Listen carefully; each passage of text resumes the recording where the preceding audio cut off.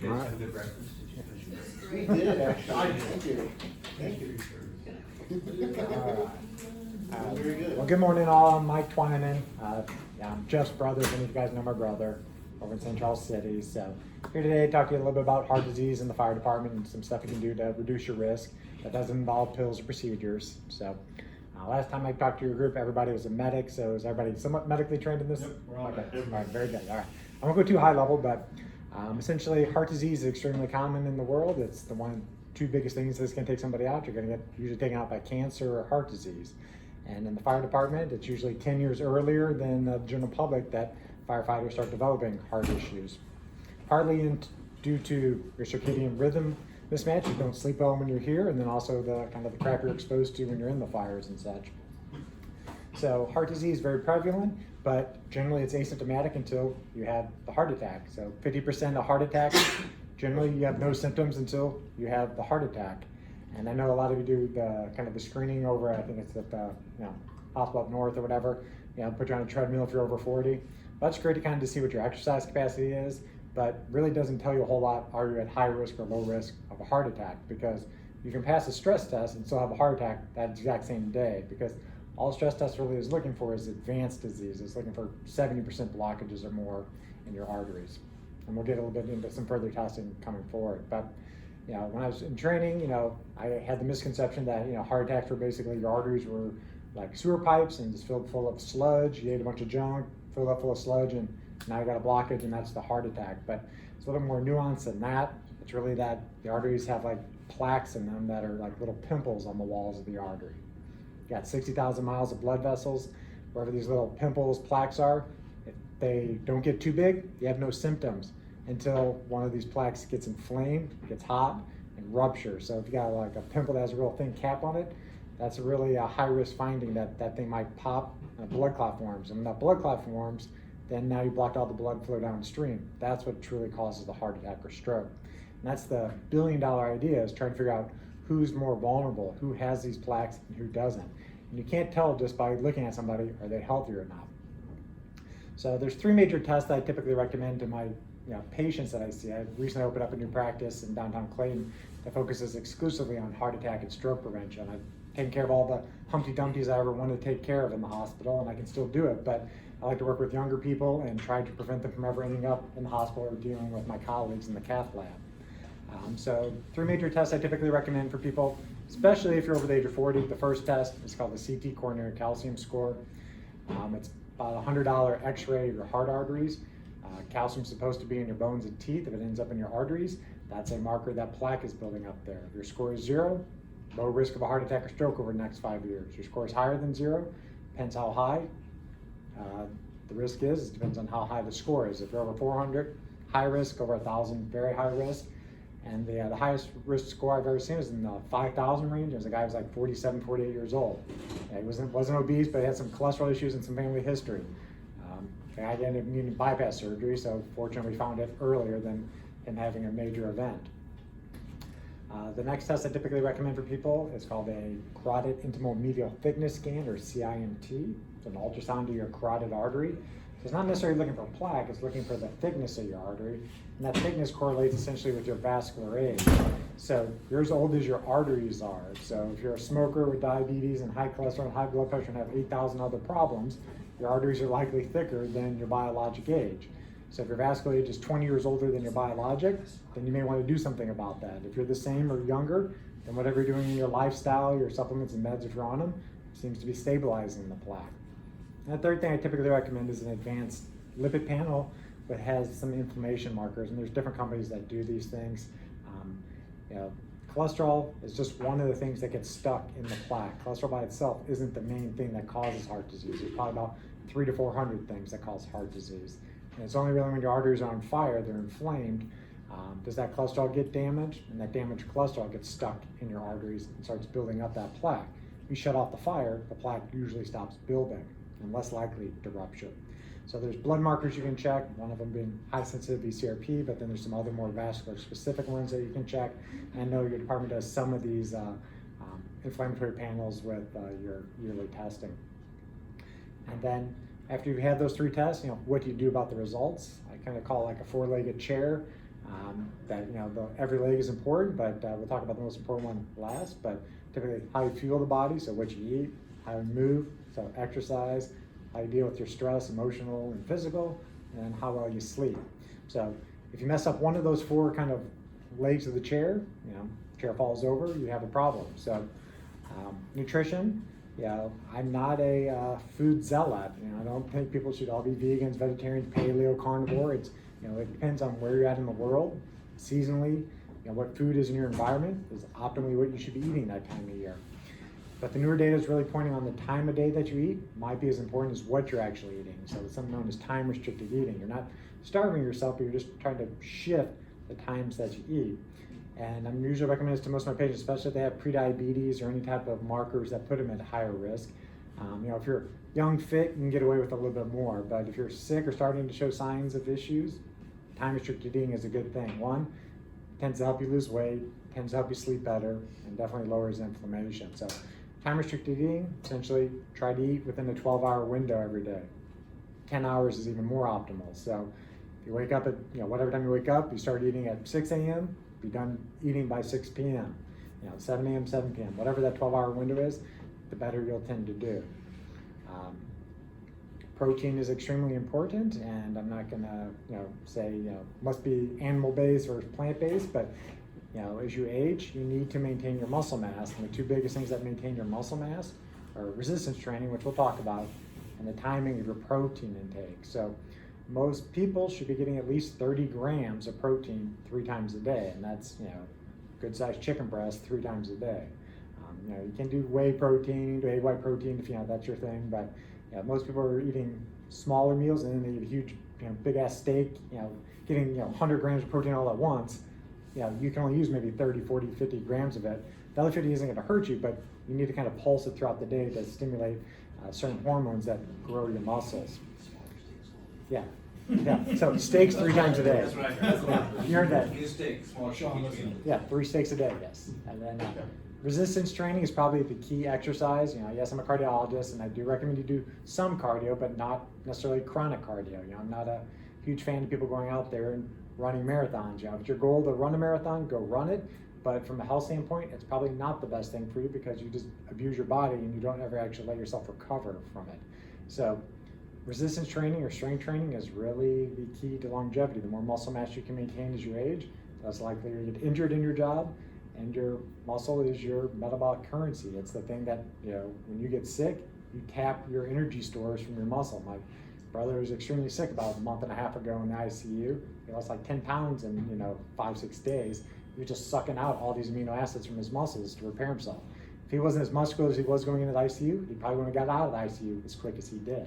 And now he's making a recovery, so thankfully. But resistance training 2 to 3 times a week, and I'm not an exercise physiologist, so if you know what you're doing, go out and do it. But if not, find a trainer, find somebody to show you how to use the machines, use the free weights, whatever you like to do. Cardio, if you're going to do it, typically recommend you doing kind of interval type training. So going hard 10, 15, 20 seconds, go almost max what you can possibly do, then slow yourself down where you let your heart rate fully recover back down to almost your baseline. Maybe it takes a minute, maybe longer, and then push it hard again. You're probably only going to be able to do that maybe 10, 15 minutes at max. If you can keep going longer than that, you probably weren't doing the intense part as hard as you needed to do. I'm sorry, but then some of the stuff, and you'll know more obviously than what I read, but say that maintaining a certain heart rate for like weight loss for a big guy like me, like doing where you're at 65% of your max, whatever, and maintaining that for a certain amount of time, is that? Honestly, weight loss has more to do with how well you sleep and the timing of your meals than it does exercise. Exercise has a role, but it's really the how much muscle mass you maintain, because that's your furnace essentially. So yes, doing, getting up to 85% of your max for 10, 20 seconds and then dropping back down to 65, 70 is probably the key for interval training if you're really trying to build up your exercise capacity. But for weight loss, it really comes down to the timing of your meals and how well you sleep. Okay. Third thing is really about, dealing with your stress. Obviously what you guys do, there's some stressful situations at times, especially if you're in a full-on sleep mode and the tones go off and you're going 0 to 100. That puts a huge, fight or flight response in you. Your cortisol levels ramp up, adrenaline levels ramp up, your eyes dilate, and it's go time. And that's what you need when it's go time. But if your body's always in that stage, your body is always ready for a fight. Your blood's more likely to clot because if you're in fight or flight mode and you get injured, you want your body to clot so you don't bleed to death. But if you're forming blood clots inside your heart while that's happening, well, then that's what's causing the heart attack or stroke. So typically people are kind of stuck in this sympathetic tone overdrive, the fight or flight response, and they don't always have the rest and relaxation dialed in as much. And so, personal experience, I've been doing some meditation the past 2 or 3 years, works for me, doesn't work for everybody. Some people like yoga, deep breathing, just going out and exercising, do whatever you need to do to kind of deal with your life stressors and pull it down. There is a device called HeartMath, has a lot of data behind it on improving your autonomic tone. It plugs into your iPhone, clips to your ears like a pulse ox essentially, and it measures your heart rate, but it actually measures your heart rate variability. The heart rate variability ties back into essentially how fit you are. The heart rate variability is the beat to beat difference of your heart. So your heart rate shouldn't be 70, 70, 70, 70. It should be 70, you breathe in, it gets wider, so it shoots up to 80, you breathe out, it goes down to 60. It's that accordion. The wider it can span, the more cardio conditioned you are. Heart variability is also a good marker for how much stress your body is at that moment. And this device, the HeartMath, actually kind of helps train you for this. It's measuring your heart rate through a pulse ox in your ear essentially, but it's watching that heart rate variability on the screen with your breathing exercises, and it can kind of show you you're in the red, you're in the green, you're in the blue, and you're getting that instant feedback if you're doing it right. Because meditation, I've been doing it like a couple of years, I kind of know now when it's quote working for me. But if you're a newbie to meditation, you have no idea. Close your eyes, is it working? My mind's racing, whatever. Your mind isn't supposed to be completely clear, but it's just that you're dialing down some of that sympathetic tone with your breathing, and sometimes this app makes it a little bit easier for people. And then the fourth thing where I kind of think myself a little bit more of an expert is kind of the sleep modulation or sleep biohacking. That's one of the reasons for these glasses. A couple years ago, I was doing some traveling. It was going to be like a 12-hour flight. And I was like, how am I not going to die from the jet lag of 12 hours? So read some articles about, kind of mitigate your light on the plane and maybe the jet lag won't be so bad. Didn't understand it, bought these crazy glasses while I'm on the plane. I have a red set, I forgot to bring them today, but the red set, you basically look like the Unabomber, sitting on the plane or whatever. But wore them on the plane, didn't care that, I looked crazy, and got over to where we're going. And, yes, there was jet lag, but it was probably, 1/10 as bad as I thought it was going to be. I was ready to go by the next day. I was already in that stage of go time. I thought I could wake up and sleep and eat at the normal time. So I was like, there must be something to this kind of light regulation. So the past 2 years, I've been doing a whole lot of research on the data behind how light affects your biology. Humans evolved outside. Used to be outside 90% of the time. Now we're inside 90% of the time. And most of us have a couple devices that we're looking at throughout the day. Those devices are great to communicate with your family, friends, and stay connected, but they're not risk-free, essentially. That light that comes off your technology tells your brain it's noontime, wake up, wake up. That's fine if it's during the daytime, but if you're on your device, 9, 10 o'clock at night, and you're trying to put your head down and go to sleep, you just told your body, wake up, make more cortisol, stay awake. And so you're getting a mismatch, and that will mess up your ability to fall and stay asleep. So a lot of people say, I can fall asleep. I wake up at 3 or 4 hours later and I can't go back to sleep. One of the reasons is you kind of destroyed your ability of your body to keep melatonin levels high. So people might think melatonin is a pill you can pop and it might help you sleep, but your body's making melatonin throughout the day, but it doesn't get released until it's dark. And if you're always in light, the body never releases that melatonin the way it's supposed to. And so you don't sleep deeply, and if you don't sleep deeply, you don't repair yourself. So you can exercise perfectly, you can eat perfectly, but if you sleep like crap, you don't get any gains from doing those things. Those are stressors on your body. When you eat, your body's got to burn that fuel and make something of it. If you don't sleep well, nothing really happens with it. So there's some people I follow, they kind of talk about it as on your body's inside your cells is like the engines, the mitochondria. They're things that make power for you. You can put in premium gas, but if your engine sucks, it doesn't matter how well the fuel was. So focus on building the engine up. The engine gets repaired when you sleep. Major things that affect that is controlling your light environment. So ideally, it's gonna be hard when you're in a shift work type stage, but when you're at home out of here, as sun sets, ideally you really start mitigating the amount of electricity devices that you use at night, or the ones with screens, I should say. There are, night shade mode or night shift mode, and there's other things you can do with your phones that kind of peels out some of that blue light. Highly recommend people who have issues with sleeping, but almost anybody who wants to optimize their health, invest in a pair of about $100 glasses. These glasses are yellow, so it blocks the blue light that hits your eyes, and that helps you preserve your melatonin levels. Melatonin helps you sleep. The melatonin is the hormone that makes your mitochondria basically repair themselves at night. So I always wear these glasses when I'm at home once sun sets, and I usually wear them in public or in the office just to demonstrate them to the patients so they know what they look like. Other things that can help with kind of sleep optimization is the temperature of your room. It should be 68 degrees or cooler. If you're hardcore, you can get a chili pad. Yeah, chili pads are badass if you can tolerate them. I have one that's a mattress topper that has a silicone tubes in it, puts distilled water through it, and you can dial it down to 55 degrees if you can. So 55 up to 92, and it's dual zone, so Where'd you get that? yeah. So if you have a partner who's not going to go down to 55, they can dial in whatever temperature they want, and you can put it as cold as you want it to be. So, Right. so dark, cold, and basically, yeah, the other things, the darkness. So, wearing your glasses when you're outside your bedroom, but your bedroom should be like a cave. It should be hard to see your hand in front of your face. If you're going to get up in the middle of the night to use the bathroom or whatever at home, better to have like a red LED or orange light bulb instead of having a little bright light bulb, because even a little white one will start telling your body, wake up. It's like looking at the sun at the wrong time of day. So those are kind of the four big things that you can do to help optimize your health, even from heart disease. Is work on your nutrition, more the timing of the nutrition. Try to eat foods that are seasonally around you at that time of year.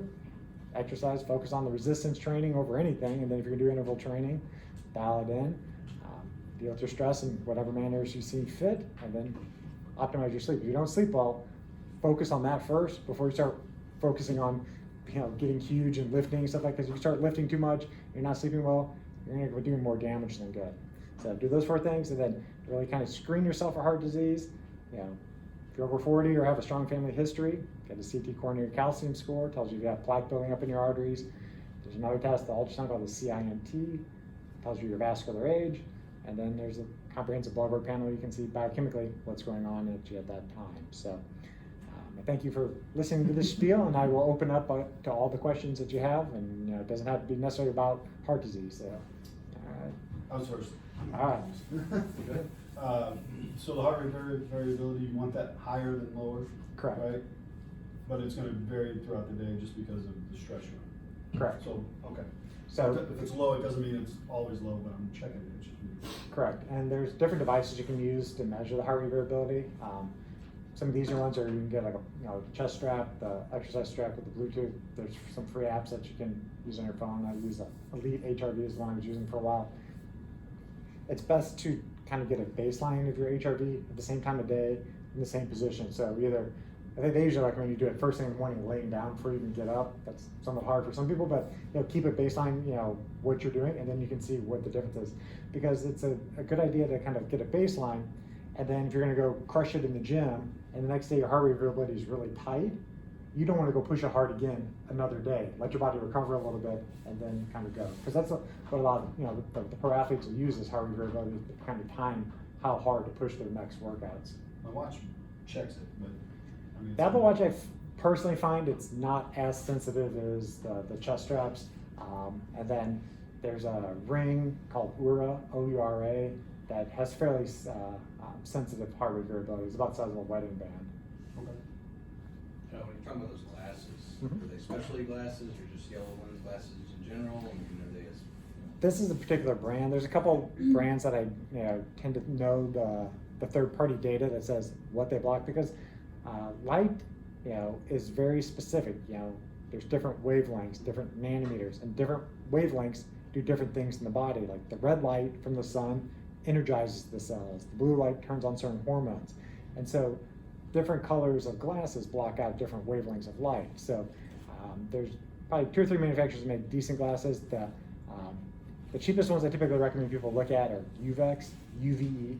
You can get a pair for about $10 on Amazon, but they're like construction man glasses or safety goggles. They're just ugly, but they work. This brand is called True Dark, And then the one that probably has the best technology is a company called Raw Optics, Raw like the sun god optics. They have a little bit different filter, so I have a pair that looks a little bit more gray, but it's blocking out exactly the wavelengths that your iPhone or your computer makes. So it's decent during the daytime, but then I switch out to darker ones if I really need to block So more what's the light. dark one's called? Raw. Raw, like raw, raoptics.com. So is that effective when you It's use that, it? I know. Because I worry about my kids The with that. sun god, but I At missed night, it. because I try and cut them off after like 5 or 6. Yeah, I mean, that's the big thing is like with kids. Kids' brains don't fully myelinate until they're 25, so they're even more sensitive to their technology, you know, the EMFs coming off the technology than a full-grown man is. So, but you know, if people are having issues with their kids falling asleep, it's not uncommon. It's because they're sitting under artificial lights and they have that tablet in their face an hour before they're trying to go to bed. So, you know, it's kind of like, you know, you have your routine for little kids, you know, they got their bath time, their stories, you're kind of winding them down. Just try to get them to wind down on when they're using their technology. Or if they're going to keep using it, then, you know, dial in their computer, their phone into, you know, night shift mode. But in a computer, there's Flux is one computer app, but there's another one called Iris, IRIS, and you can get the paid version for $10. But it lets you really kind of dial out a lot of the blue, so then your screen actually will kind of change as the sun changes. You know, it'll be more bright during the day and then it gets oranger, yellow, reddish at night. And then typically, if you kind of start shutting off the overhead lights that you don't need at nighttime and just have like task lighting, that will help as well. You said to find the calcium in the plaque or buildup in coronary arteries, is it an X-ray? It's a CT scan. A CT scan, okay. Yeah. So it somehow has figured out a way to find So here's how it actually works. So an element?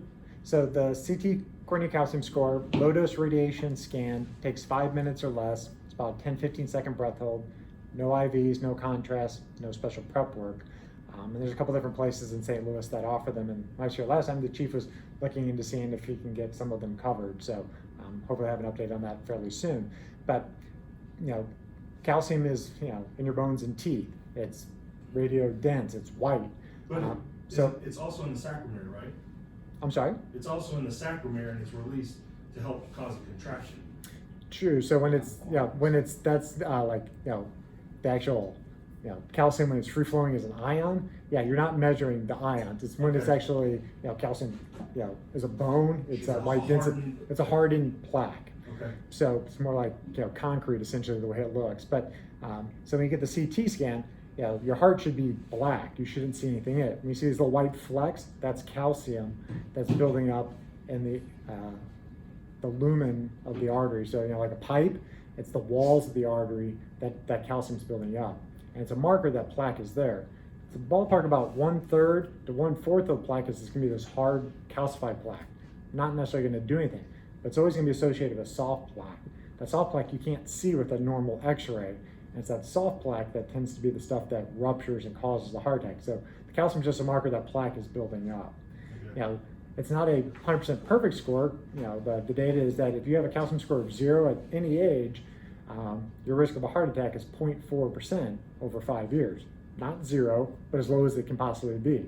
I have clinically seen it where somebody's had a calcium score of 0 or way less than 10, which should be a low risk finding.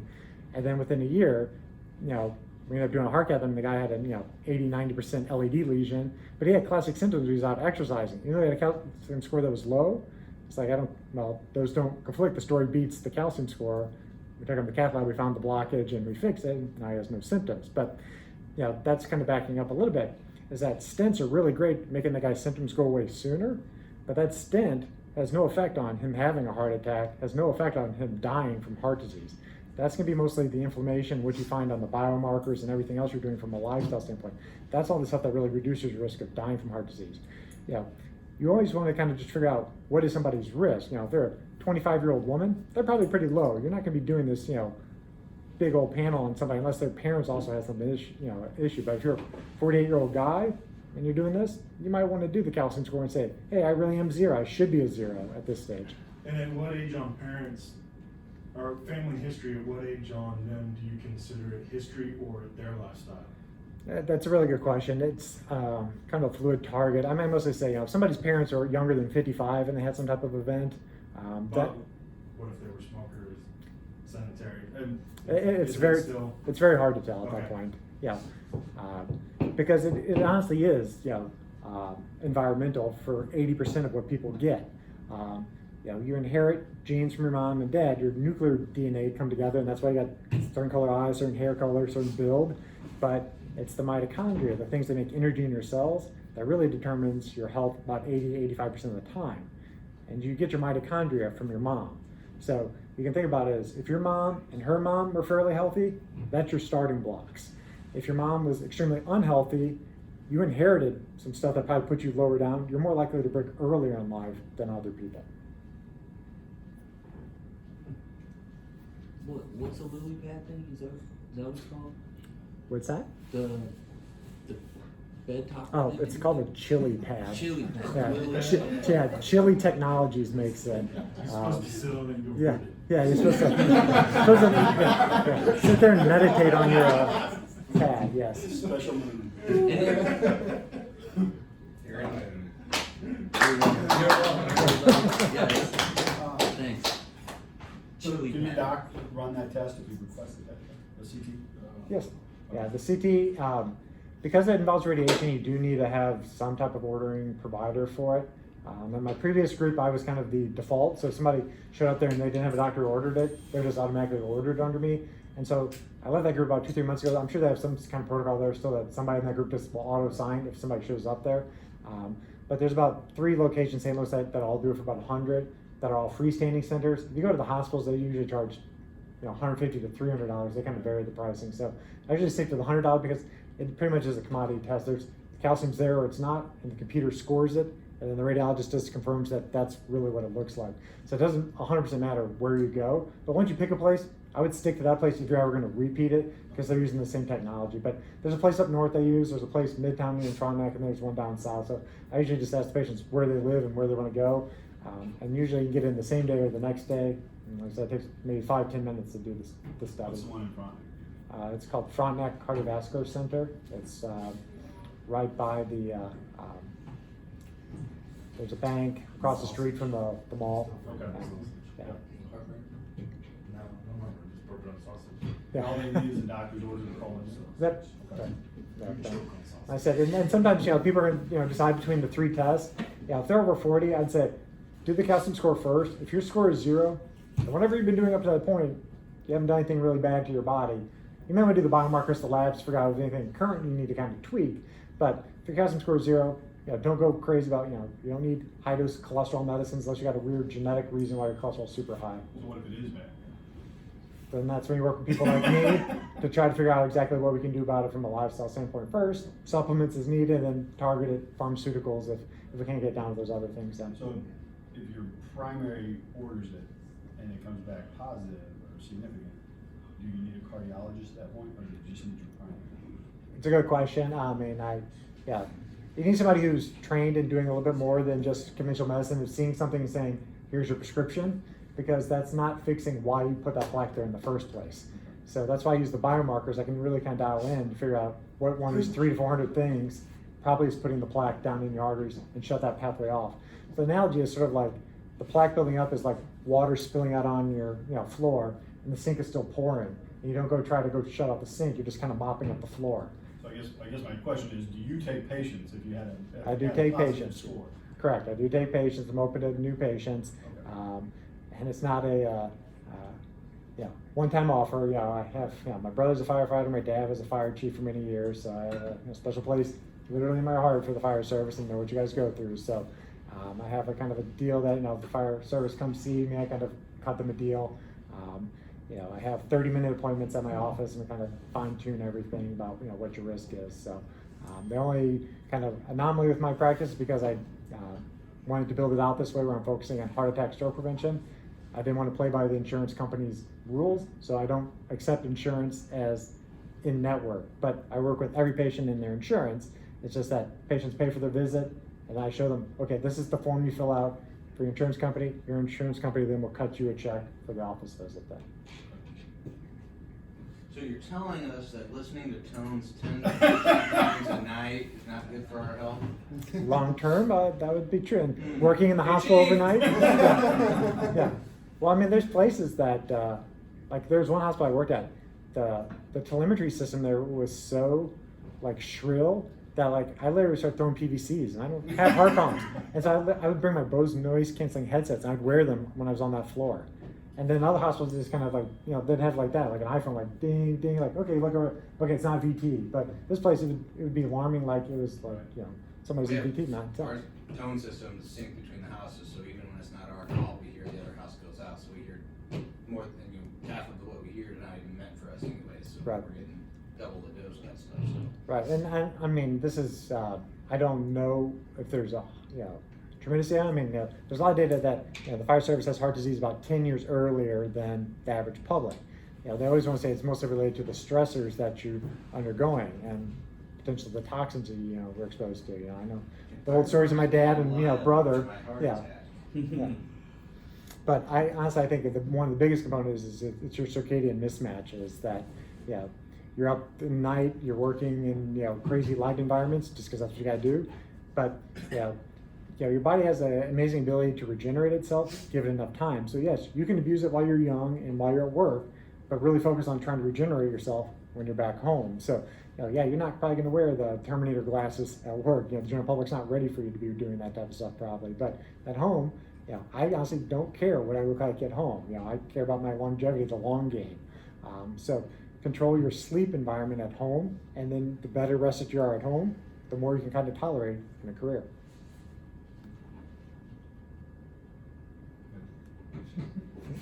Any more, Sean? No, I'm good. Sean's might get smile. Yeah? No. Yeah. I can remember a few things, that's about Yeah. it. A couple imaging tests and blood work, and then, yeah, resistance train, over interval training, sleep good, deal with your stress, and then don't eat a whole bunch of crap. Like today. Thanks, Doc. Thank you very much. Appreciate it. Simple but prompted, how much do you drink?